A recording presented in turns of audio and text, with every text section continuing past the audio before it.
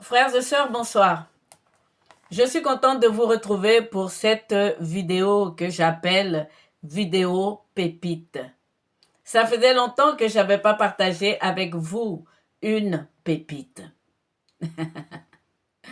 En effet, frères et sœurs, la Bible est remplie de beauté et de magnificence de Dieu, qui le révèle uniquement à ceux qui l'aiment. 1 Corinthiens 2.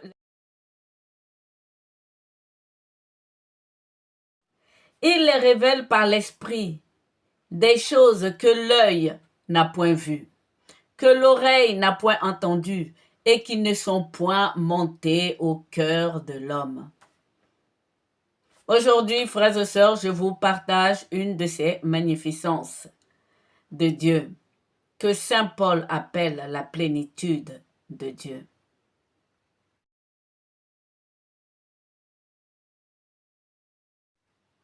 Cela fait déjà quelques vidéos que je vous parle des 3 hommes justes de Dieu, c'est-à-dire Noé, Job et Daniel. Le Fils, qui est l'image parfaite du Père, qui fait exactement tout ce qu'il voit faire par son Père, sait également trouver 3 hommes justes, Pierre, Jacques et Jean. Combien êtes-vous, frères et sœurs, à penser que le choix de Pierre par notre Seigneur Jésus-Christ est incompréhensible? Dans les films, Saint Pierre est décrit comme quelqu'un de colérique, bagarreur, celui qui a renié 3 fois notre Seigneur Jésus-Christ. Bref, Saint Pierre à vos yeux est faible et instable. Pas seulement à vos yeux. Figurez-vous que le diable l'a réclamé pour le cribler comme un froment. Jésus-Christ a prié pour lui pour que cela ne fût pas. Et Satan lui aussi s'est trompé concernant Pierre. Il a pensé que Pierre avait été choisi comme Judas. Il voulait rentrer dans Pierre pour que Pierre trahisse notre Seigneur Jésus-Christ, pour que Pierre livre notre Seigneur Jésus-Christ. Le Seigneur a dit, arrière de moi Satan, tu mets un scandale. Car en effet, c'était pas Pierre. C'était pas dans Pierre que Satan devait rentrer pour faire cette tâche. C'était plutôt dans Judas. C'est-à-dire à quel point Saint Pierre nous trouble. Et plus encore Jésus-Christ. Pourquoi est-ce qu'il a choisi Saint Pierre? Frères et sœurs, laissez-moi vous dire que vous vous trompez, mais alors, grossièrement, à propos de Saint Pierre. Mais avant de continuer cette vidéo, laissez-moi vous rappeler quand même que le choix de notre Seigneur pour ses apôtres nous pose des questions. Je vous donne l'exemple de Matthieu. Il était assis tranquillement à sa table. Notre Seigneur Jésus-Christ arrive vers lui et il lui dit, toi, suis-moi. Et le gars, il laisse tout, il se lève et il suit le Seigneur.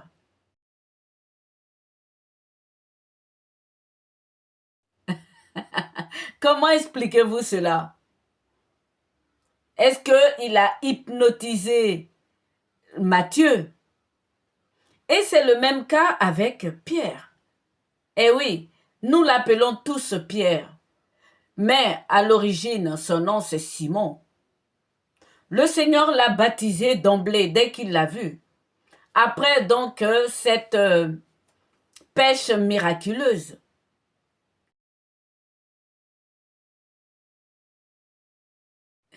Tu es Simon, lui dit-il, désormais tu vas t'appeler Pierre. Lequel d'entre nous réagira comme ces 2 hommes? La plupart des autres ont dit, laissez-nous aller enterrer nos parents, laissez-nous aller faire un mariage, etc. Mais ces 2-là n'ont posé aucune résistance.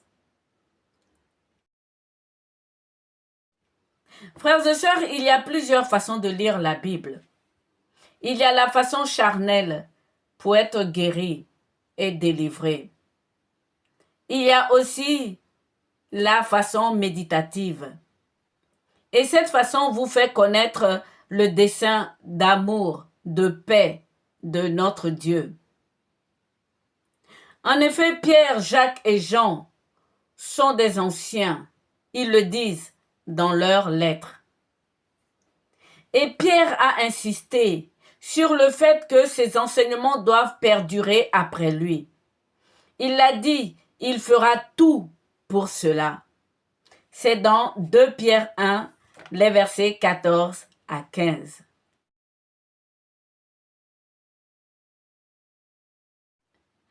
Il n'y a pas de hasard dans la Bible, frères et sœurs. Si Dieu a 3 hommes justes, que le Christ aussi a 3 hommes justes. Laissez-moi vous rappeler que nous sommes tous justifiés en Christ. Et donc ces 3 hommes, Pierre, Jacques et Jean, sont justes. Donc si Dieu a 3 hommes justes, Christ aussi a 3 hommes justes. La pépite de ce soir, c'est que ces 3 hommes justes sont les mêmes. Eh oui.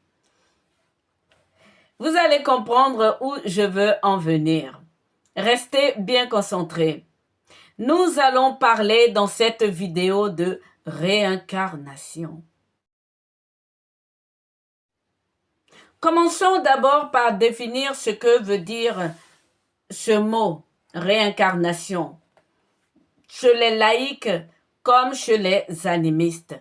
Vous savez qu'il y a beaucoup de religions qui croient à la réincarnation. Voilà ce qui est dit dans le Larousse. La réincarnation désigne un processus de survivance après la mort, par lequel un certain principe immatériel et individuel, c'est-à-dire l'âme, la conscience, une énergie, voire même l'esprit, s'incarnerait à nouveau dans un autre corps humain, ou successivement dans plusieurs, afin de poursuivre son évolution spirituelle. Ça, c'est la définition animiste de la réincarnation. Il existe dans la Bible que nous avons une définition de la réincarnation, celle la plus spirituelle. Elle est donnée par Saint Paul dans Éphésiens 3, les versets 18 à 19. Dans Éphésiens 3, Saint Paul nous parle de l'amour du Christ, ou du moins, comment il faut aimer le Christ, pourquoi il faut l'aimer, c'est-à-dire le connaître. Il commence par dire ceci. À cause de cela, je fléchis le genou devant le Père, de qui toute famille dans les cieux et sur la terre tire son nom. Simon est passé à Pierre. Puis au verset 18, il dit ceci. Que vous puissiez comprendre avec tous les saints quelle est la largeur, la longueur, la profondeur et la hauteur, et connaître l'amour du Christ qui surpasse toute connaissance, en sorte que vous soyez remplis jusqu'à la plénitude de Dieu.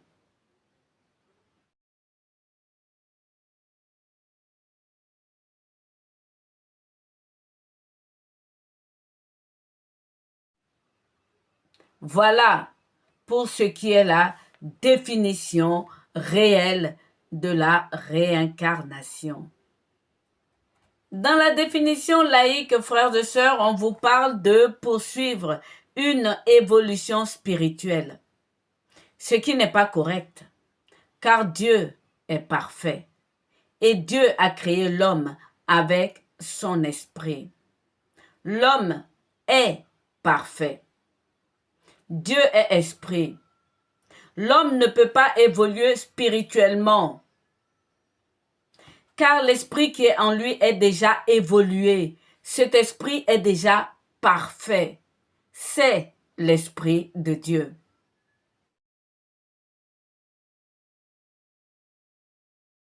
Et Saint Jean nous dit dans sa lettre que ce qui est à l'intérieur de nous est plus grand que celui qui est au dehors.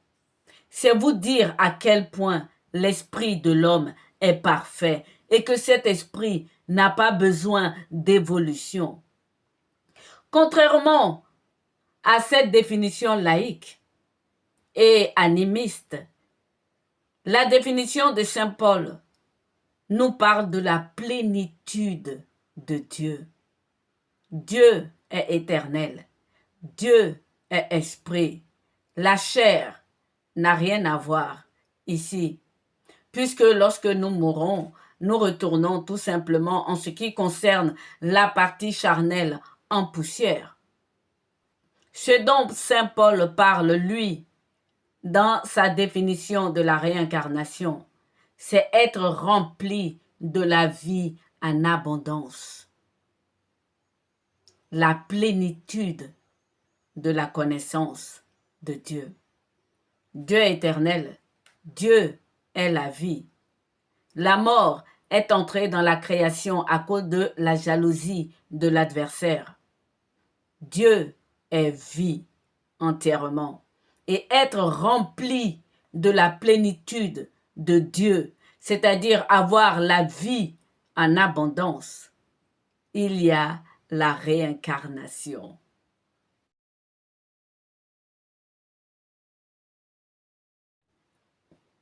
Il nous est dit cette parole extraordinaire.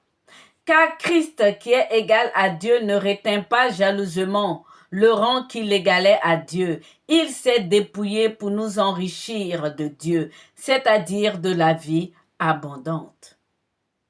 Il le dit lui-même, le Père m'aime parce que je donne ma vie pour la reprendre. Voilà pourquoi Saint Paul parle de la connaissance de Christ qui dépasse, qui surpasse toute connaissance. Connaître Dieu, connaître le Christ, c'est merveilleux, frères et sœurs.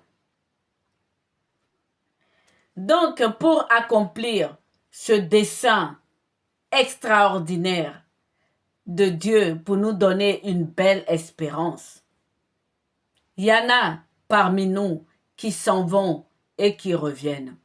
Il y a eu par exemple le cas de Saint Jean le Baptiste. Il ne savait pas lui-même qu'il était le Élie qui avait été enlevé. C'est Jésus-Christ, lui qui est le Maître, qui lui a dit, c'était le Élie qui devait venir.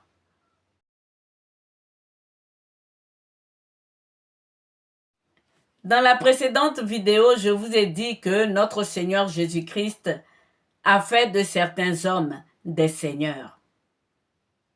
Et donc ces seigneurs ont la vie en abondance, notamment Saint Jean le Baptiste. C'est extraordinaire. Pourtant, les Juifs ont posé la question à Saint Jean le Baptiste. Est-ce que tu es le Élie qui devait venir? Il a dit non. Moi, je suis la voix qui crie dans le désert. Ces seigneurs donc immortels par la puissance de l'Esprit de Dieu, c'est-à-dire ceux qui ont gagné la plénitude de l'Esprit de Dieu, de la vie en abondance, ils reviennent pour aider Dieu à faire son dessein, pour accomplir le dessein de Dieu. Nous savons que à la fin des temps, il reviendra encore, Élie. Aujourd'hui, tout le monde se pose la question, puisqu'il est dit que nous sommes à la fin des temps. Qui sont les deux oliviers? Il faut que ces deux hommes paraissent d'abord, qu'ils meurent encore. et que Dieu, au bout de 3 jours, les relève. Oui, frères et sœurs, la réincarnation est une réalité. Lorsqu'on lit de très près, sérieusement, la Bible. Ce que je suis en train de dire dans cette vidéo, c'est que le choix de Saint-Pierre qui vous étonne tant, c'est parce que Saint-Pierre est la réincarnation de Noé. Eh oui, c'est extraordinaire. Je suis Jacques est la réincarnation de Job. Quant à Jean, le bien-aimé, disciple, qui a mis sa tête sur le cœur du Christ et qui est resté là jusqu'à écrire le livre de l'Apocalypse, vous l'avez deviné, c'est Daniel, l'homme bien-aimé de Dieu. Frères et sœurs, la connaissance de Dieu est plus importante que toute chose. Lorsque notre Seigneur Jésus-Christ nous dit qu'il est la vie en abondance, vous pouvez y croire. C'est extraordinaire. Osée 6:6. J'aime la piété et la connaissance de Dieu, dit l'Éternel. Et c'est cette connaissance qui nous échappe à cause de nos intérêts charnels. Vous passez, mais vraiment à côté de toutes ces petites révélations qui sont des pépites dans la Bible. Sachez, frères et sœurs, que Dieu ne prend pas des sages, des intelligents et des puissants pour propager sa parole et sa gloire. La résurrection est une bonne nouvelle, mais la réincarnation des saints est supérieure, car elle donne à recevoir la plénitude de Dieu, la plénitude de l'éternité. L'immortalité. Aucune mort n'a de puissance sur ces hommes-là. Ni la première, ni la deuxième, ni la troisième. Aucune mort n'a de puissance sur ces hommes. C'est par mes lectures et mes méditations que Dieu m'a révélé cela. Et vous êtes d'accord que ça ne vous est pas monté au cœur. Mais restons concentrés. Lors donc ces hommes sont réincarnés, ils ne se souviennent pas de qui ils sont. Comme je vous le disais plus haut, Saint Jean le Baptiste ne se souvenait pas qu'il était Élie. Et pourtant, spirituellement, il a montré la même force de caractère. C'est-à-dire lorsque il rudoyait, mais vraiment avec colère, les Juifs qui venaient recevoir le baptême et ceux qui ne voulaient pas recevoir le baptême. Il leur disait ceci: vous dites que vous êtes les fils d'Abraham, sachez-le que Dieu peut faire de ces pierres des fils à Abraham. Élie a égorgé 500 prêtres. Il pouvait prier pour empêcher que la pluie ne descende et il réussissait. Frères et sœurs, Saint Jean le Baptiste a passé tout son temps dans le désert, se nourrissant de sauterelles. Il y a une ressemblance spirituelle entre ces deux hommes, une force spirituelle qu'on pouvait retrouver chez Élie et également chez Saint Jean le Baptiste. Frères et sœurs, n'oublions pas Enoch qui a été enlevé. Dans la Genèse, on nous dit qu'il marchait avec Dieu et il a été enlevé, il a disparu.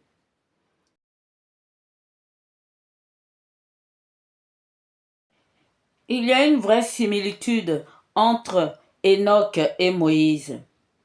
Enoch a marché avec Dieu pendant longtemps avant d'être enlevé. Lorsque Dieu est venu à Moïse, qu'est-ce qui s'est passé? Il a marché avec lui pendant 40 ans dans le désert avec les Hébreux. Enoch connaissait bien Dieu. Il a été enlevé avec Dieu. Cela explique pourquoi est-ce que Moïse a tenu 40 jours et 40 nuits sur la montagne avec Dieu jusqu'à avoir un visage translucide. Frères et sœurs, Moïse et Enoch sont la même personne. Lorsque Dieu a voulu décharger Moïse de sa tâche, l'esprit qui était sur Moïse, il l'a partagé à 72 anciens. C'est vous dire à quel point Moïse était puissant. Parce que par le passé, il a marché avec Dieu pendant 360 ans en étant Enoch. Moïse ne pouvait pas parler. Il ne savait pas parler, il était bègue. Et pourtant Dieu a voulu que ce soit lui qui tienne le bâton. Il y a une raison à cela. Moïse était bien Enoch. La plénitude de la vie, c'est cette puissance spirituelle que ces hommes ont. J'aimerais tellement que lorsque vous lisez votre Bible, vous voyez que ces hommes ne sont pas comme nous, que ce sont des seigneurs. Nous sommes des rois. Eux, ce sont des seigneurs.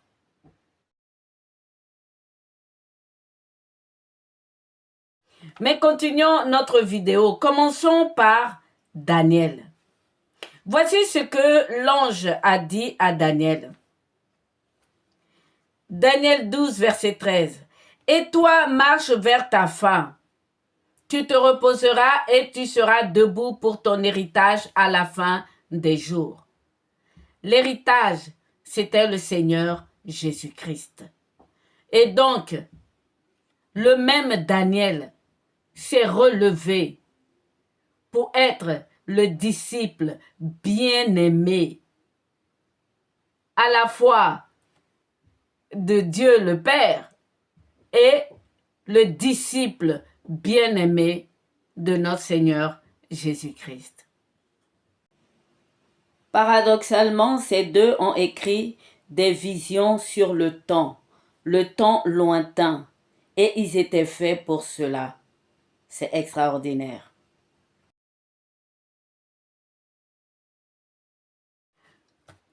Daniel est dit par 2 fois qu'il est l'homme bien-aimé, le bien-aimé de Dieu. Saint Jean aussi est dit le disciple bien-aimé de Dieu. Les autres apôtres pensaient que Saint Jean n'allait pas mourir. il allait attendre jusqu'à l'Armageddon, à la fin des temps. C'est extraordinaire. Il était aussi appelé le disciple bien-aimé. Daniel était en captivité chez Nabuchodonosor, Xerxès et Cyrus. Saint Jean aussi, le bien-aimé, était en captivité à Patmos. Pour attendre que notre Seigneur Jésus-Christ lui révèle l'Apocalypse. Daniel a eu des visions.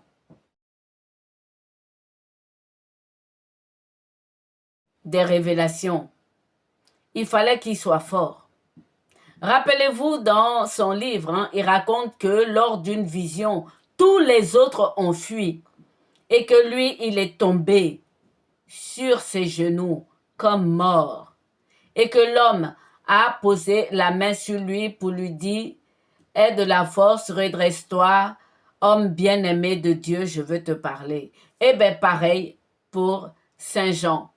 Lorsqu'il a vu cette vision, il a eu peur. N'aie pas peur, je suis le premier et le dernier, j'étais mort et voici, je suis vivant pour des siècles et des siècles. Je détiens les clés de la mort et du séjour des morts.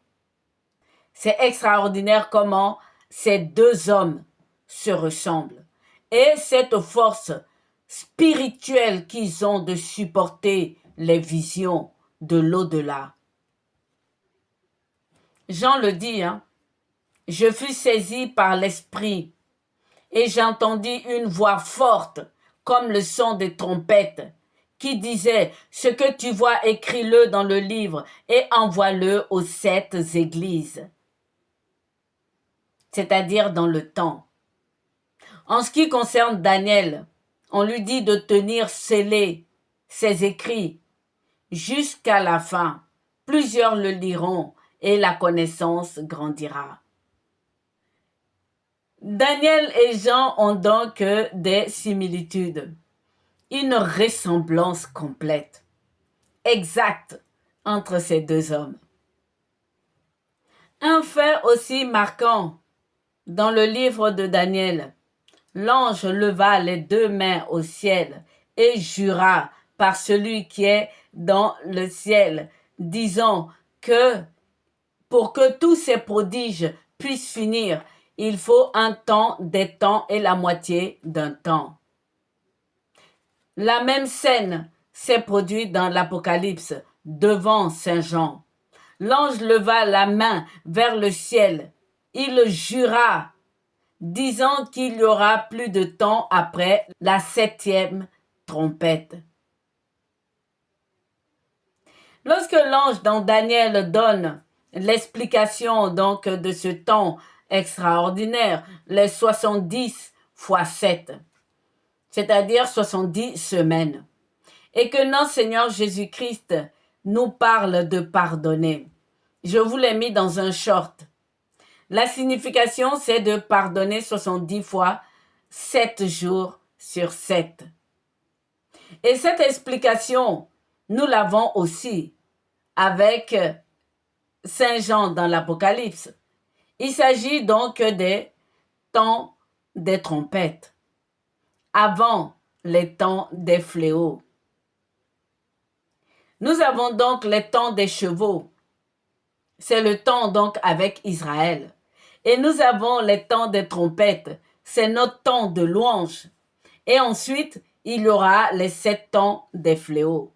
Et ces 7 temps de fléaux commencent après la 7e trompette. Et là, l'ange lève les mains au ciel et il jure, exactement comme il l'a fait lorsqu'il est apparu à Daniel. Saint Jean est appelé l'apôtre de l'amour. Son évangile, c'est l'évangile de l'amour. L'évangile rempli de beaucoup de tendresse. C'est dans son évangile qu'on trouve Dieu a tellement aimé le monde qu'il lui a donné son Fils unique. C'est dans ces lettres que nous apprenons l'amour de Dieu pour l'homme. Et Saint Jean, paradoxalement, parle plus du fait que le Christ se soit fait homme. Il y a une relation avec le fait que Daniel, lui, il a vu la statue de Nabuchodonosor. Babylone est représentée par les hommes. Voilà pourquoi dans ces lettres, 1 Jean, 2 Jean, 3 Jean ne parlent principalement que le fait que le Christ se soit fait homme. Oui, Dieu s'est fait homme. La parole s'est faite chair. C'est extraordinaire. Cela oppose donc Babylone, qui est l'homme, les hommes que nous sommes, et Dieu qui s'est fait homme. Et tout ça, nous l'avons avec Daniel et Jean qui sont la même personne, frères et sœurs.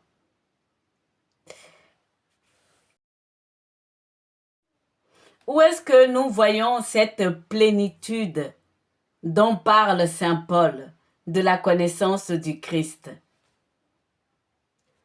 De Daniel qui a vu une statue, qui a vu des hommes débordant d'orgueil, ne connaissant pas Dieu, et Jean qui a mis sa tête sur le cœur de Dieu.